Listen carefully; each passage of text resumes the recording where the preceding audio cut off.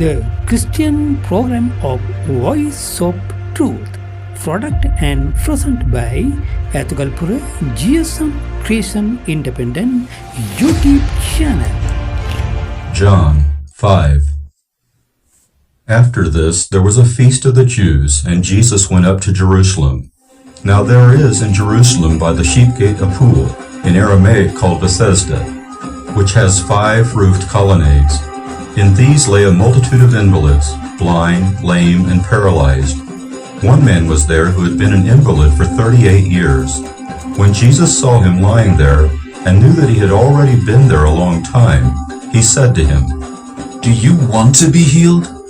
The sick man answered him, "Sir, I have no one to put me into the pool when the water is stirred up, and while I'm going, another steps down before me." Jesus said to him, "Get up, take up your bed, and walk." And at once the man was healed, and he took up his bed and walked. Now that day was the Sabbath. So the Jews said to the man who had been healed, "It is the Sabbath, and it is not lawful for you to take up your bed." But he answered them, "The man who healed me, that man said to me, 'Take up your bed and walk.'" They asked him, "Who is the man who said to you, 'Take up your bed and walk'?" Now the man who had been healed did not know who it was, for Jesus had withdrawn, as there was a crowd in the place. Afterward, Jesus found him in the temple and said to him, "See, you are well. Sin no more, that nothing worse may happen to you." The man went away and told the Jews that it was Jesus who had healed him. And this was why the Jews were persecuting Jesus, because he was doing these things on the Sabbath. But Jesus answered them, "My Father is working until now, and I am working." This was why the Jews were seeking all the more to kill him, because not only was he breaking the Sabbath, but he was even calling God his own Father, making himself equal with God. So Jesus said to them, "Truly, truly I say to you, the Son can do nothing of his own accord, but only what he sees the Father doing. For whatever the Father does, that the Son does likewise. For the Father loves the Son, and shows him all that he himself is doing. And greater works than these will he show him, so that you may marvel. For as the Father raises the dead and gives them life, so also the Son gives life to whom he will. The Father judges no one, but has given all judgment to the Son, that all may honor the Son, just as they honor the Father. Whoever does not honor the Son does not honor the Father who sent him. Truly, truly I say to you, whoever hears my word and believes him who sent me has eternal life. He does not come into judgment, but has passed from death to life. Truly, truly I say to you, an hour is coming and is now here, when the dead will hear the voice of the Son of God, and those who hear will live. For as the Father has life in himself, so he has granted the Son also to have life in himself. And he has given him authority to execute judgment, because he is the Son of Man.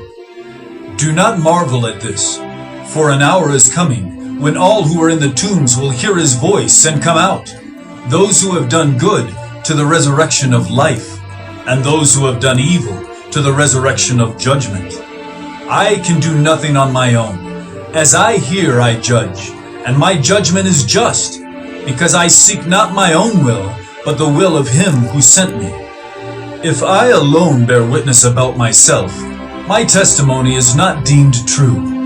There is another who bears witness about me, and I know that the testimony that he bears about me is true. You sent to John, and he has borne witness to the truth. Not that the testimony that I receive is from man, but I say these things so that you may be saved. He was a burning and shining lamp, and you are willing to rejoice for a while in his light. But the testimony that I have is greater than that of John.